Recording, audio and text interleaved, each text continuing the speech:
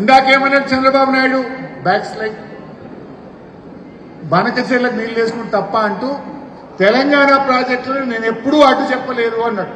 Videos కూడా ఉన్నాయి. Next ఇక్కడ చూస్తే అదే గోదావరి నది మీద మనకు అనుమతులు వచ్చిన దాన్ని కూడా ఆపండి, రద్దు చేయండి అంటాడు. మరి సముద్రంలో కలిసి నీళ్లు గన్ని ఉన్నాయని నువ్వు అన్నప్పుడు మాకు హక్కుగా ఉమ్మడి ఆంధ్రప్రదేశ్లో ఇచ్చిన 968లో భాగంగా 240 టీఎంసీల కాళేశ్వరంను ఎందుకు వ్యతిరేకించినావు చంద్రబాబు? 2018లో ఎవరు ముఖ్యమంత్రి ఆంధ్రప్రదేశ్కు? చంద్రబాబే కదా. 2019 దాకా ఆయనే. సో ఆయన ప్రభుత్వంలో శశిభూషణ్ అని ఆంధ్రప్రదేశ్ సెక్రటరీ ఇరిగేషన్ కేంద్రానికి రాసిన లేఖ ఇది. అంటే ఆనాడు మన కాళేశ్వరంను మన నోటికాడ బుక్కను ఎత్తగొట్టడానికి కుట్ర చేసింది చంద్రబాబు నాయుడు ఆంధ్రప్రదేశ్ ప్రభుత్వం. అనుమతులు వస్తే కూడా వచ్చిన అనుమతులు రద్దు చేయమని, జరుగుతున్న పనులు ఆపాలని ఆనాడు ఆంధ్రప్రదేశ్ కాళేశ్వరంకు అడ్డుపడ్డ ఆధారం.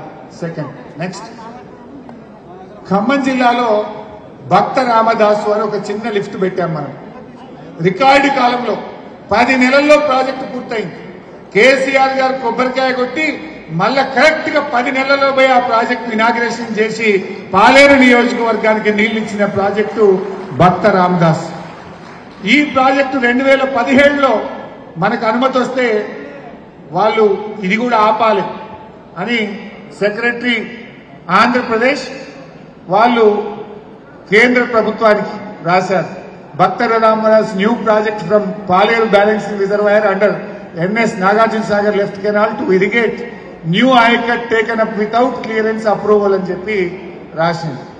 వాస్తవానికి న్యూ ఆయకట్ కాదు, SRSP ప్రాజెక్టులో అంతర్భాగంగా ఉన్నది. టేలెండ్ ఉండి నీళ్లు పోతలేవు. ఆ 40-50 వేల ఎకరాలకు నీళ్లు ఇవ్వాలని ఆనాడు కేసీఆర్ గారు భక్త రామదాసు ప్రారంభిస్తే దాన్ని ఆపండి, అడ్డుకోండి, పనులు ఆపండి అని కేంద్రానికి లేఖ రాసింది 2017లో ఆనాటి చంద్రబాబు ప్రభుత్వం. నెక్స్ట్, కృష్ణా మీద, గోదావరి మీద ఇట్లా కృష్ణా మీద కూడా అనేక అడ్డంకులు రాశారు. కల్వకుర్తి ప్రాజెక్టుకు 25 టీఎంసీలు సరిపోతలేవు, మాకు 40 టీఎంసీలకు పెంచుకుంటూ మనం జీవో ఇచ్చాం. ఆనాడు కల్వకుర్తి ఆయకట్టు 3 లక్షలే ఉండే. కేసీఆర్ గారు వచ్చినాక అసలు కల్వకుర్తి నియోజకవర్గానికి నీళ్లు పోతలేవని దాన్ని ఎక్స్టెండ్ చేసి 4.5 లక్షల ఎకరాలకు కల్వకుర్తి ఆయకట్టును పెంచి నీటి కేటాయింపులను కూడా 40 టీఎంసీలకు పెంచుకున్నాం. దాన్ని కూడా వ్యతిరేకిస్తూ 2015లో ఆంధ్రప్రదేశ్ ప్రభుత్వం ఢిల్లీకి రాసిన లేఖ. నెక్స్ట్, ఇది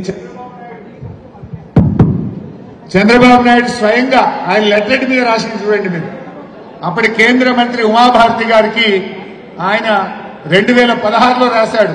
పాలమూరు రంగారెడ్డి దిండి లిఫ్ట్ ఇరిగేషన్ గురించి రాస్తూ ఏమంటాడు కింద, I request the honourable minister chairman apex council to immediately intervene in the matter and advise the CWC KRMB to critically examine the issue and ensure the statutes are strictly complied with. I also request that the government of Telangana may be directed to put on hold all works until the issue is resolved. మన మహబూబ్ నగర్ కు రంగారెడ్డికి నీళ్లు ఇచ్చే పాలమూరును, నల్లగొండకి నీళ్లు ఇచ్చే దిండి ప్రాజెక్టును ఆపాలి అని అగో చంద్రబాబు నాయుడు రాసిన లేఖ. ఇప్పుడేమంటుండు, నేను ఎప్పుడైనా తెలంగాణను వ్యతిరేకించినా నాకు తెలంగాణ ఒక కన్ను, ఆంధ్ర ఒక కన్ను అని మాట్లాడతాడు. మరి ఇది నువ్వు దత్తత తీసుకున్న నీ పాలమూరు జిల్లా ప్రాజెక్టును ఆపుమని ఇది చంద్రబాబు నాయుడు రాసిన లేఖ. ఆ రోజు మన ప్రాజెక్టులను అడుగడుగున అడ్డుకొని కోర్టుకు పోయి స్టేలు తెచ్చి మనను నిలువరించే ప్రయత్నం చేసింది. ఇట్లా ఆపినా కేసీఆర్ ఊపున్నాడా? కేసీఆర్ ఊకోలే. వాళ్ళు కోర్టుకు పోయి స్టే తెస్తే కూడా ఉపాయం చేసిండు. మంచినీళ్ల కోసం ప్రాజెక్టు కట్టుకుంటున్నాం ఫస్ట్ బ్యాచ్ లో అని చెప్పి 30,000 కోట్లు ఖర్చు పెట్టి పాలమూరు రంగారెడ్డిలో 80% పనులు చేసిండు మన కేసీఆర్. ఎత్తుకు పై ఎత్తేసిండు మన హక్కును కల్పించే విధంగా. రేపు కృష్ణా ట్రిబ్యునల్ ముందు వాదనలు వినిపించాలంటే, నీళ్లు పొందాలంటే ఖర్చు పెట్టాల్సిందే. 30,000 కోట్లు ఖర్చు పెట్టినాం, మాకు 16 లక్షల ఎకరాలకు నీళ్లు వస్తాయని చెప్పి ధనార్దన్ పాలమూరు ప్రాజెక్టును కేసీఆర్ కట్టింది. ఆనాడు ఆంధ్రప్రదేశ్ ప్రభుత్వం చంద్రబాబు నాయుడు ఎన్ని అడ్డంకులు పెట్టినా ఎన్ని కోర్టు కేసులు వేసినా ఆనాడు తెలంగాణ కాంగ్రెస్ నాయకులు కేసులు వేసినా పాలమూరును కట్టుకుంటూ పోయిండు. ఇవాళ పాలమూరుకు హక్కును తెచ్చుతుండు మన కేసీఆర్. నెక్స్ట్ ఇట్లా చాలా ప్రాజెక్టులు. ఇది కూడా 2017లో మనం తుమ్మిళ్ళ లిఫ్ట్, వాస్తవానికి తుమ్మిళ్ళ అనేది మన హక్కు. మన ముఖ్యంగా ఆలంపూర్, గద్వాల్, వనపర్తి నుంచి వచ్చిన విద్యార్థులకు తొందరగా అర్థమవుతుంది. ఆర్టీఎస్ ప్రాజెక్ట్ అని మనకు నిజాం కాలంలో నిజాం నవాబు టైంలో కట్టిన ప్రాజెక్ట్ ఆర్టీఎస్ ప్రాజెక్ట్ 87,000 ఎకరాలకు గద్వాల జిల్లాలో సాగునీరు అందుతుంది. ఆంధ్రప్రదేశ్లో పట్టించుకోక 87,000 ఎకరాలు 10,000కి 20,000కి పడిపోయింది. అప్పుడు కేసీఆర్ గారు ఉద్యమంలో పాదయాత్ర చేసిండు. అక్కడ ప్రజలకు మాట ఇచ్చిండు.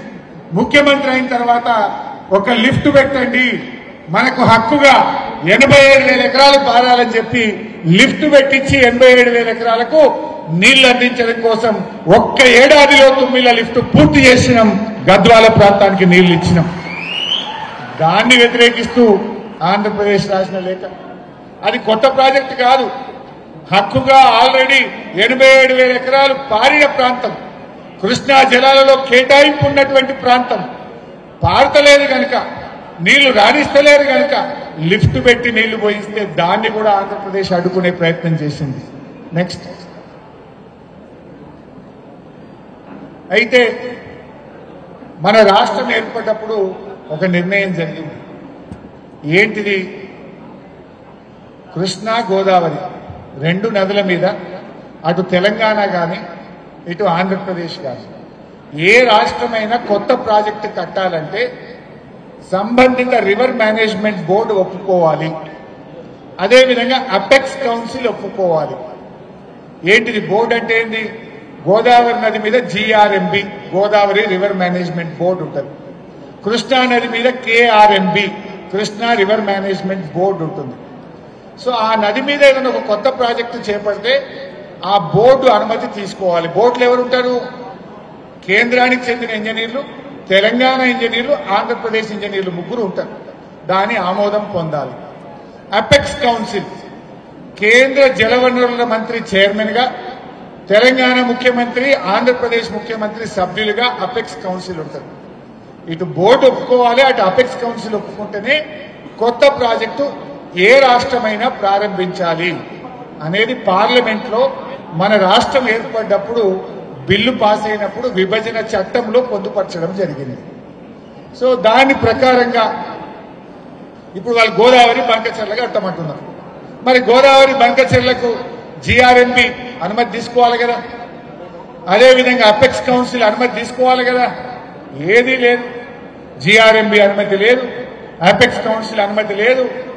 ఢిల్లీ మా చేతులు ఉంది కదా అని రాత్రికి రాత్రి డైరెక్ట్ గా DPR ను CWCకి పంపినరు, టెండర్లు పిలిచే కార్యక్రమాన్ని ప్రారంభిస్తున్నారు.